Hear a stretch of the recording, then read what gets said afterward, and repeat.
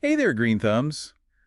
You're thinking of bringing some Euphorbia milii into your garden. The Crown of Thorns. Yeah, the Crown of Thorns. Very cool. I think that's a fantastic idea, especially since you mentioned you're looking for some drought-tolerant plants. Yeah.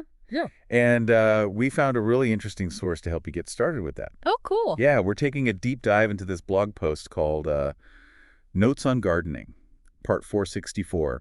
Perhaps we should explore Euphorbia milii, Crown of Thorns. Okay. This blog is called kianmen.org, Musings of an Old Software Plumber. Interesting. And it's written by someone named Ang. I like that old software plumber. Yeah, an old software plumber. Yeah. What kind of garden wisdom does a software plumber have? That's exactly right. I love that description. Yeah. So let's unpack this a little bit. Okay. Ang has been experimenting with Euphorbia milii on his backyard balcony. Nice. Sounds like things are going pretty well, but here's where it gets interesting. Okay. He later discovered that his family already cultivates it. Oh, can you believe that? That's funny. Like you said, sometimes we overlook the familiar things Yeah. that are right there in front of us. Yeah. It's like you don't know what you've got till it's gone. Yeah. Or until you really see it. Yeah, exactly. And that leads us to Ang's fascination with the dwarf varieties of Euphorbia milii. Okay. He even saw them at some local nurseries, and he started dreaming up this desert theme for his front yard. Cool. So what is it about these dwarf varieties The dwarf varieties. that make them so appealing for landscaping? From a design perspective, they offer a lot of flexibility. Yeah. They have this compact size, which is great for smaller spaces or even container gardening. Yeah. But they're more than just their size. I mean, dwarf varieties are often bred to be more disease resistant, Mm-hmm. which is a huge plus Oh, for sure. for any gardener. Less maintenance and a unique look. Exactly. Win-win. Yeah, and they really pack a visual punch too. Yeah.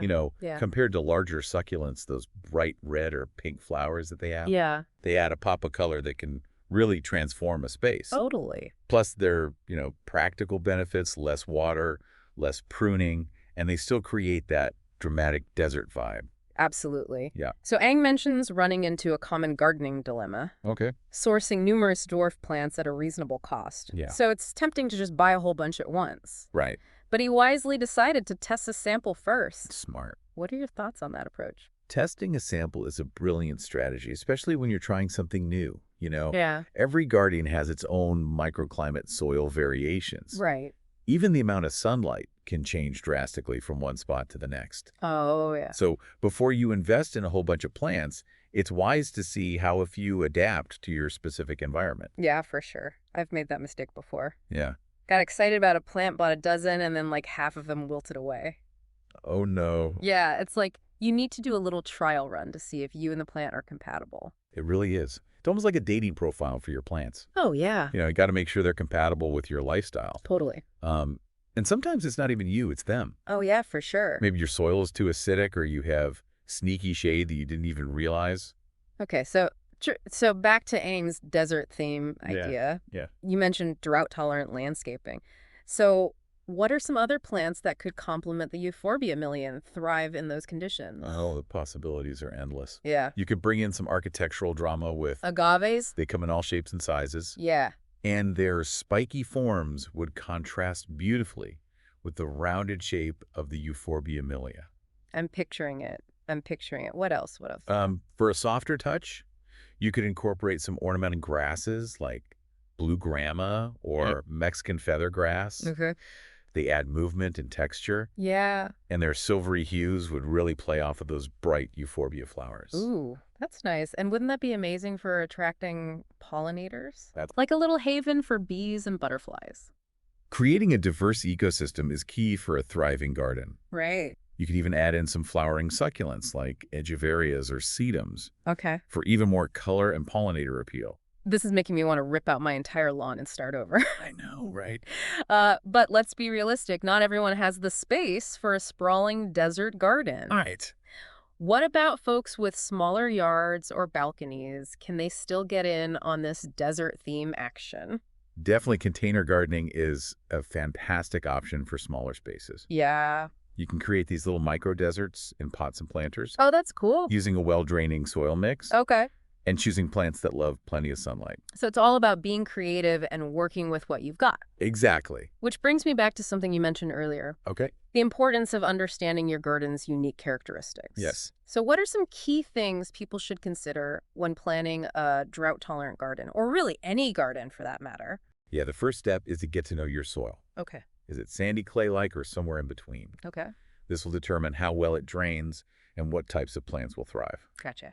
You'll also want to observe how much sunlight different areas of your garden receive throughout the day. Makes sense. Some plants need full sun, while others prefer a bit of shade. So many factors to consider. It's almost like you need to become a detective gathering clues about your garden's personality. Exactly. And don't forget about your local climate. Yeah, good point. You know, research which plants are naturally adapted to your region. Right. This will ensure they're more likely to thrive with minimal intervention. Okay, that makes sense. So you've done your research, you understand your space, and you've picked out your plants. Any other tips for success, especially when it comes to drought-tolerant gardening? One of the biggest mistakes people make is overwatering. Yeah. It's tempting to give those plants a good soak, but remember they're adapted to drier conditions. Right. So let the soil dry out completely between waterings. And when you do water, water deeply to encourage those roots to grow down deep. Less is more. I got it. And I imagine mulching plays a role too, right?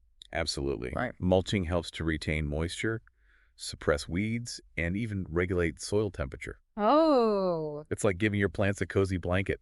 Okay, we've covered so much ground here, from Ang's balcony experiment to designing a drought-tolerant oasis. Yeah. But I want to bring it back to you, our listener. What does all of this mean for your gardening journey? I think it means you have a chance to create something really special, a garden that reflects your personality and your region's natural beauty. Yeah. So don't be afraid to experiment, play with textures, colors, and really just embrace the unexpected. Exactly. Gardening is all about that journey of discovery. Yeah. Ang's experience with Euphorbia milii is a perfect example. Yeah. He stumbled upon a plant that his family already knew, saw its potential in a new light, Right. and now he's creating a whole new landscape. Yeah, he's totally inspired. Inspired by that discovery. Yeah. It really highlights how even a single plant can spark so much creativity and connect us to the natural world. For sure. And remember, it's not just about the aesthetics. Yeah. By choosing drought-tolerant plants, you're making a conscious choice to conserve water, support pollinators, Yeah. and create a more sustainable environment. Absolutely. So to wrap things up, we've explored this fascinating world of Euphorbia milii. The Crown of Thorns. Yes, the Crown of Thorns, from Ang's blog to the practicalities of drought-tolerant gardening. We talked about everything. We talked about dwarf varieties, companion plants, and the importance of understanding your garden's needs. We did it all. We really did. And most importantly, we hope we've given you the confidence to create a garden that is both beautiful and sustainable. But here's a final thought to leave you with as you embark on your own gardening adventures. Okay. Think about the stories your plants tell. Oh, What's their history? Where do they come from? wow. How do they connect you to your community and the wider world?